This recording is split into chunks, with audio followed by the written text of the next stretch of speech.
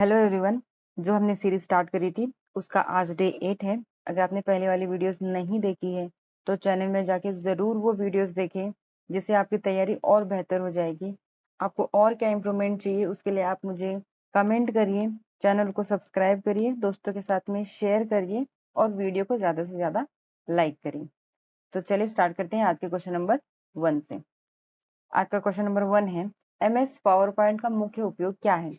Means what is the primary use of MS power point. MS power point हम ज्यादातर किस लिए इस्तेमाल करते हैं? क्या वो हम डेटाबेस मैनेजमेंट में इस्तेमाल करते हैं, प्रेजेंटेशन क्रिएशन के लिए करते हैं, स्प्रेडशीट कैलकुलेशन के लिए करते हैं, या फिर हम प्रोग्रामिंग के लिए करते हैं? तो इसका सही जवाब हो जाएगा प्रेजेंटेशन क्रिएशन के लिए। जो MS पावर पॉइंट है वो हम ज्यादातर MS पावर पॉइंट प्रेजेंटेशन के लिए इस्तेमाल करते हैं। Question number 2, MS power point की फाइल का डिफॉल्ट एक्सटेंशन क्या होता है? जो MS पावर पॉइंट की जो फाइल होती है उसका जो डिफॉल्ट एक्सटेंशन होता है वो क्या होता है? उसका एक्सटेंशन होता है .pptx। Option number C is the right answer. Question number 3, नई प्रस्तुति बनाने की शॉर्टकट कुंजी क्या है? तो अगर हमें नया स्लाइड इंसर्ट करना है, नई प्रेजेंटेशन बनानी है, तो उसके लिए हम क्या इस्तेमाल करेंगे? हम यूज करेंगे Ctrl+N। Option A is the right answer. Question number 4, slide show शुरू करने की कुंजी क्या है? तो अगर हमें बहुत सारी स्लाइड्स बना ली है, अब हम उसको स्लाइड शो स्टार्ट करना है, तो हम उसके लिए क्या इस्तेमाल करेंगे? तो हम उसके लिए इस्तेमाल करेंगे F5। Option number B is the right answer. Question number 5, वर्तमान स्लाइड से प्रस्तुति शुरू करने की कुंजी क्या है?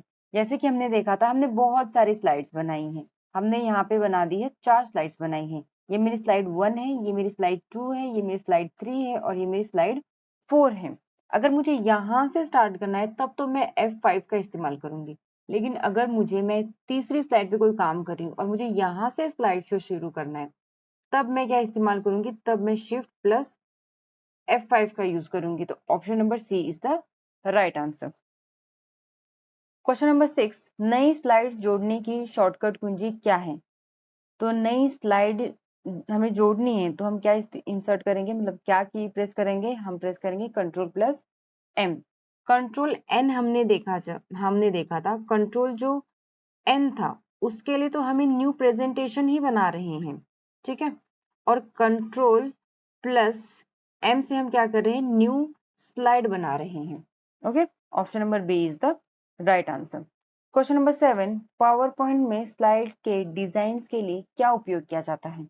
अगर हमें स्लाइड को डिजाइन करना है तो हम क्या इस्तेमाल करेंगे?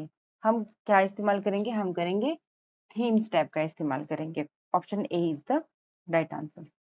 क्वेश्चन नंबर 8, पावर पॉइंट में चित्र जोड़ने की कौन सा टैब उपयोग होता है? मतलब अगर हमें पिक्चर इंसर्ट करनी है तो हम क्या इस्तेमाल करेंगे? हम तो पावर पॉइंट में हम इस्तेमाल करेंगे insert tab. Option number B is the right answer. Question number 9, PowerPoint किस प्रकार का सॉफ्टवेयर है? तो जो पावर पॉइंट है वो किस प्रकार का सॉफ्टवेयर है? हमने क्वेश्चन नंबर 1 में देखा था, ये है प्रेजेंटेशन सॉफ्टवेयर। ऑप्शन नंबर सी।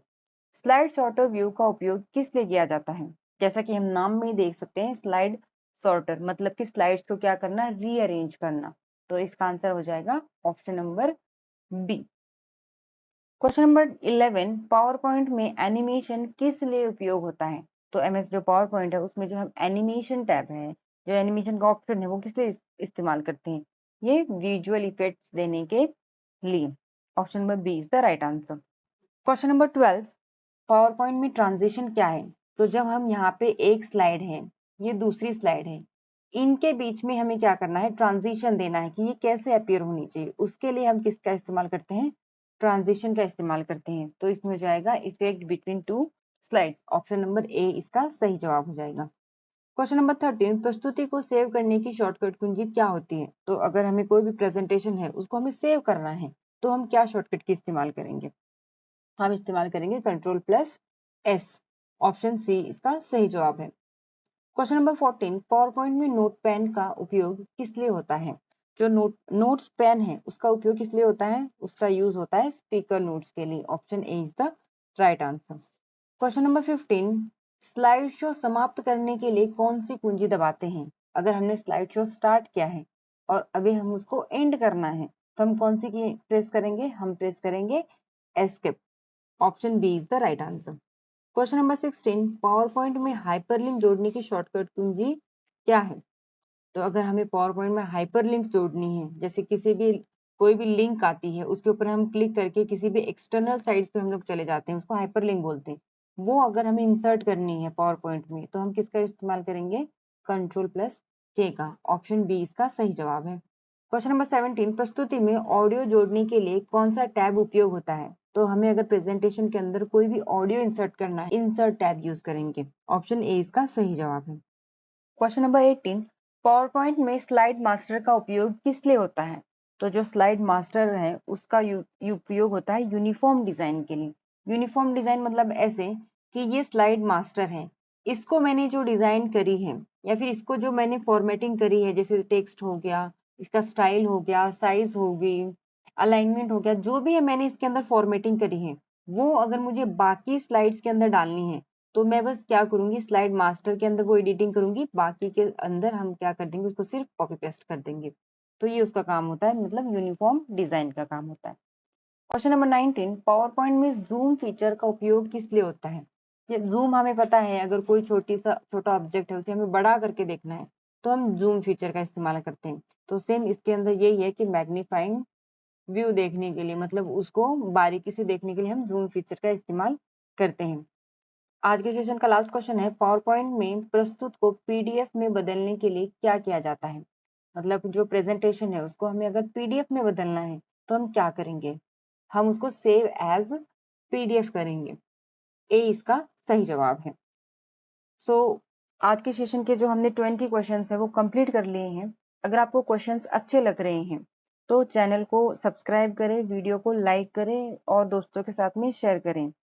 और अगर आपको ऐसे लग रहा है कि नहीं, क्वेश्चंस और थोड़े से इम्प्रूवमेंट आना चाहिए क्वेश्चंस के अंदर, तो उसके लिए भी आप क्या कर सकते हैं, नीचे कमेंट कर सकते हैं।